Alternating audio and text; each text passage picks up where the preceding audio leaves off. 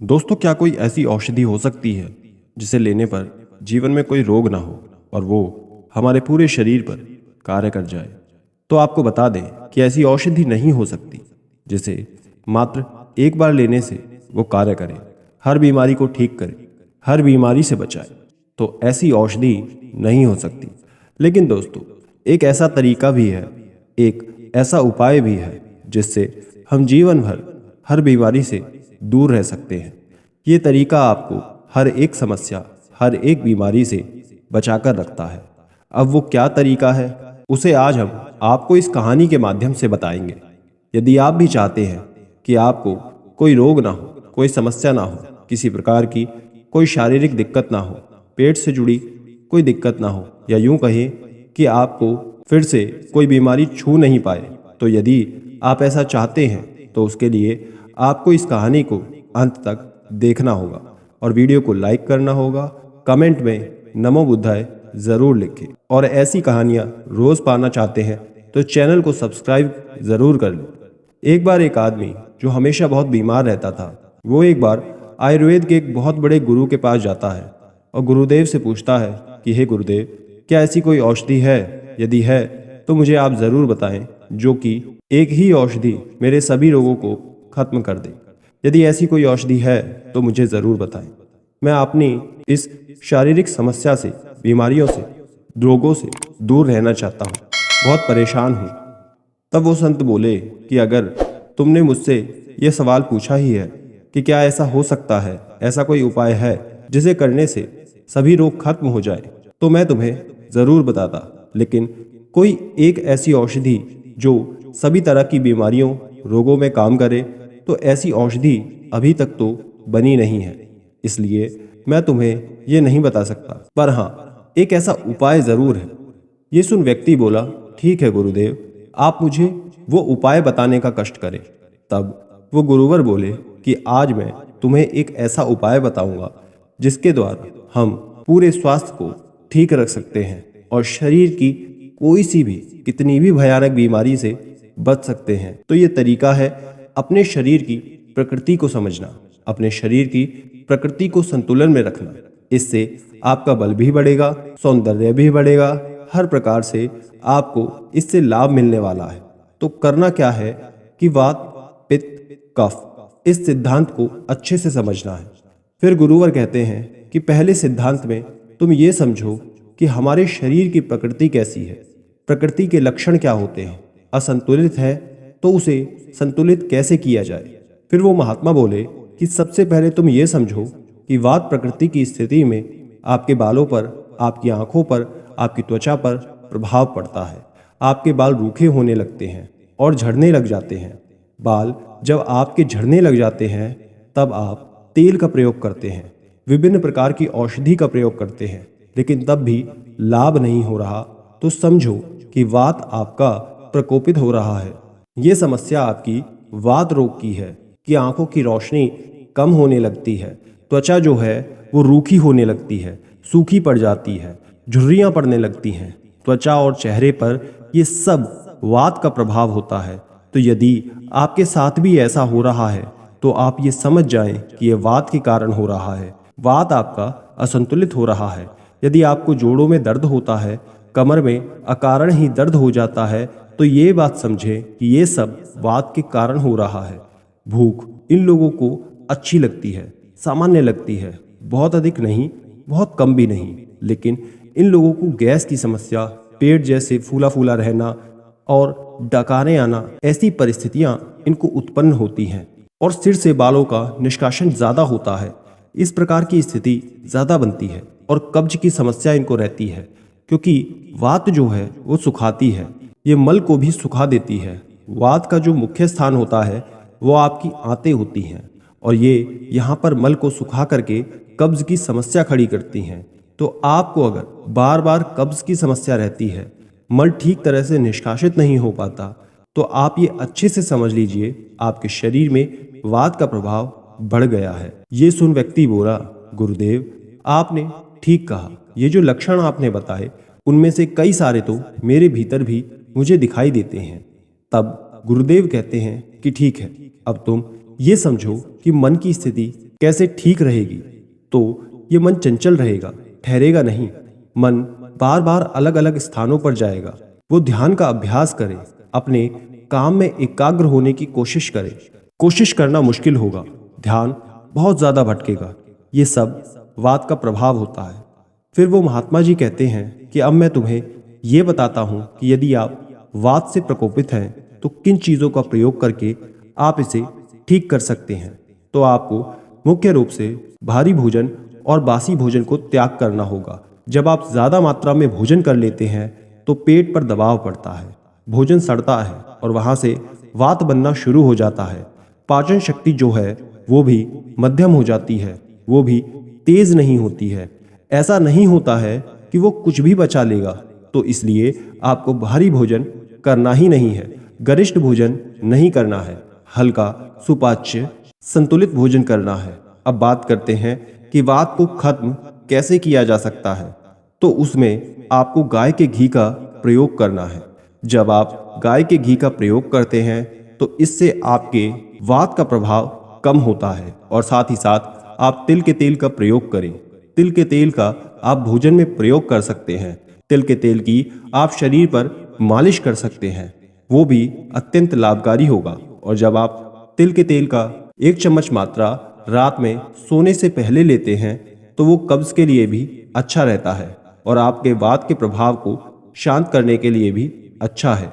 व्यायाम इसमें कितना करना है, तो आपको बहुत ज़्यादा व्यायाम नहीं करना है। अगर आप हल्का व्यायाम करते हैं तो वात की स्थिति में आपको ज़रूर लाभ होगा। अब आगे बढ़ते हैं कि अगर पित्त के लक्षण हो तो उसे कैसे संतुलित करते हैं, क्या करना है। तो पित्त के लक्षण में बाल सफ़ेद होते हैं, वात की स्थिति में बाल झड़ते हैं, तो पित्त की स्थिति में बाल सफ़ेद होते हैं। बाल अगर आपके सफ़ेद हो रहे हैं तो समझ जाइए कि आपको पित्त का प्रभाव बढ़ा हुआ है। चेहरे पर कील मुहासे की समस्या, पिंपल्स की समस्या होती है, इन लोगों में ज़्यादा ये होती है। साथ ही जो ये भोजन करते हैं और उसमें मिर्च मसाले वाली सब्जी ज़्यादा होगी तो ये और भी नुकसान पहुंचाता है। इसलिए मिर्च मसाले का प्रयोग कम करना है। फास्ट फूड, जंक फूड, बहुत ज़्यादा तेल में तली हुई चीज़ों का तो त्याग करना होगा। अगर आप अच्छा सुपाच्य भोजन करते हैं तो इससे आपको लाभ होगा। अगर आपको एसिड बहुत बनता है, खट्टी डकारें आती है, कब्ज की बहुत ज़्यादा समस्याएं होती हैं, तो ऐसे समझो कि आपका पित्त प्रकोपित है। पित्त की समस्या है तो पाचन का विकार हो सकता है। तो ऐसे में आपको सबसे पहले ध्यान देना होगा आहार पर। आपको अपने आहार पर ध्यान देना होगा। एसिडिक चीज़ों का प्रयोग कम से कम करना होगा और एल्कलाइन चीज़ों का प्रयोग आपको ज़्यादा करना होगा। अगर आप एसिडिक चीज़ों का यूज़ ज़्यादा करेंगे तो जो आपका पित्त बढ़ा हुआ है वो और ज़्यादा बढ़ जाएगा, जिससे समस्याएं और बढ़ेंगी। लेकिन वहीं इसकी जगह अगर आप एल्कलाइन चीज़ों का इस्तेमाल करते हैं, जैसे कि हरी सब्जियां, फल फूल आपको ज़्यादा खाना है, नारियल पानी पीते हैं, जूस पीते हैं, पेठे का जूस पीते हैं, लौकी का जूस पीते हैं, तो यदि आप ऐसी चीज़ों का सेवन करते हैं तो आपकी पित्त की जो समस्या है वो बहुत जल्दी ठीक होना शुरू हो जाएगी। अगर शुगर की समस्या है तो वो भी नॉर्मल होगी। इस समस्या में आपको एसिडिक डाइट को कम करना है और एल्कलाइन डाइट को बढ़ाना है। अम्लीय जो चीज़ें हैं उसे कम करते जाना है। इन लोगों की जो मानसिक स्थिति होती है ज़्यादा क्रोध वाली होती है, गुस्से वाले होते हैं, अस्थिर होते हैं, यानी कि बहुत ज़्यादा छोटी से छोटी चीज़ में भी बहुत ज़्यादा रिएक्ट करते हैं, तो ये उनकी मानसिक स्थिति को दर्शाता है। तो यदि इस प्रकार की आपकी मानसिक स्थिति बनी हुई है तो ये पित्त प्रकृति का होता है। फिर महात्मा बोले कि इस प्रकृति को ठीक कैसे किया जाए, तो इसका सीधा सा उपाय है, यदि आप गाय का मक्खन प्रयोग करते हैं तो ये बहुत अच्छा होता है। गाय का घी, गाय का मक्खन मिश्री मिलाकर उसका प्रयोग करने से आपको बहुत ज़्यादा फायदा होता है। साथ ही इसमें बहुत अधिक फल सब्जियों का प्रयोग करना आवश्यक होता है। व्यायाम में आप समझें कि कुंजल क्रिया जो है वो बहुत अच्छी रहती है, यानी कि आपको पर्याप्त मात्रा में 3 से 4 गिलास पानी पी के उसके बाद उंगली से मुंह के भीतर डालकर कुल्ला करते हैं तो पानी बाहर आता है। ये जो क्रिया है ये पित्त की अवस्था में बहुत काम आता है। ऐसे लोगों को ध्यान का अभ्यास और योग का अभ्यास करना चाहिए, इससे भी मन शांत होता है। गुस्सा कम होता है। मानसिक स्थितियां जब शांत होती हैं तो पाचन क्रिया पर भी उसका प्रभाव पड़ता है। और आपकी जो अल्सर समस्या है, पित्त बढ़ रहा है, तो ऐसे में मानसिक समस्या आपकी मदद करती है। अब बात करते हैं कि कफ प्रकृति में कौन से लक्षण दिखाई देते हैं। कफ प्रकृति को एक अच्छी प्रकृति माना जाता है। इसमें आपकी त्वचा, आपकी आंखें, आपके बाल सब अच्छा रहता है। आपका पाचन भी ठीक रहता है। बहुत ज़्यादा भूख नहीं लगती है, लेकिन सामान्य भूख रहेगी। लेकिन आप ये समझें कि जो आपकी कफ की प्रकृति है, उसमें आप जो कुछ भी खाएंगे उसमें आपका वजन बहुत तेज़ी से बढ़ेगा। आप में ओबेसिटी की समस्याएं रहने लगेगी। जो म्यूकस है वो बढ़ता है। खांसी जुकाम की समस्या रहती है। ओबेसिटी के कारण होने वाली जो भी बीमारियां हैं, जैसे कि डायबिटीज़ इत्यादि की दिक्कत प्रधानता में रहती है। ये कफ प्रकृति की व्यक्तियों में ज़्यादा रहता है। ऐसे व्यक्ति यदि अपने आप को सक्रिय रखते हैं, अच्छी जीवन शैली को अपनाते हैं, तो फिर ठीक है। लेकिन यदि ये बिल्कुल निष्क्रिय हो जाते हैं, मतलब कोई काम नहीं करते, शारीरिक मेहनत नहीं करते, शारीरिक रूप से एक्टिव नहीं रहते, तो ऐसी स्थिति में कफ प्रकृति जो बनती है उसमें मानसिक स्थिति होती है वो व्यक्तियों की शांत होती है, मिलनसार स्वभाव होता है। ये संतुलित मस्तिष्क के साथ रहते हैं। इनमें तमोगुण से ऊपर उठना जरूरी होता है और इसके लिए सक्रिय होना बहुत ज़रूरी होता है।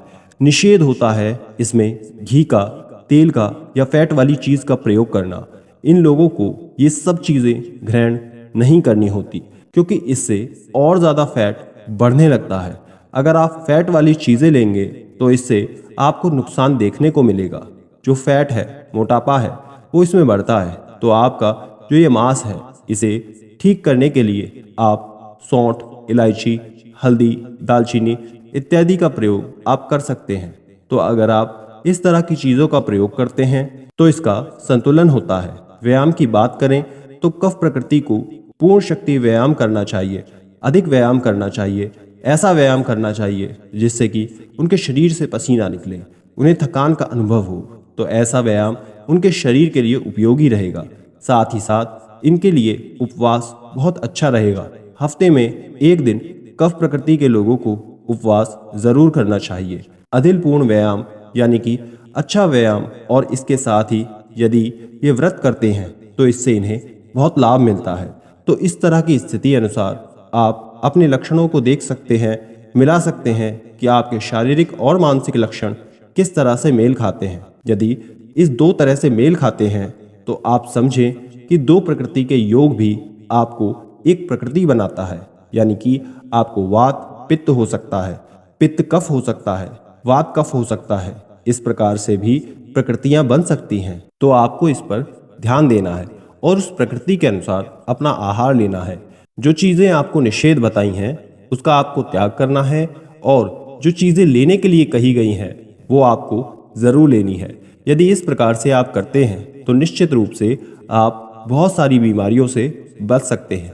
ये सब सुन उस व्यक्ति को सभी बीमारियों का जड़ पता लग जाता है और उसे साथ ही उन्हें ठीक करने के उपाय भी पता लग गए थे, जिसे स्वयं में अपनाने का, उस पर चलने का प्रण लेते हुए वो गुरुजी को प्रणाम करके लौट जाता है। धन्यवाद।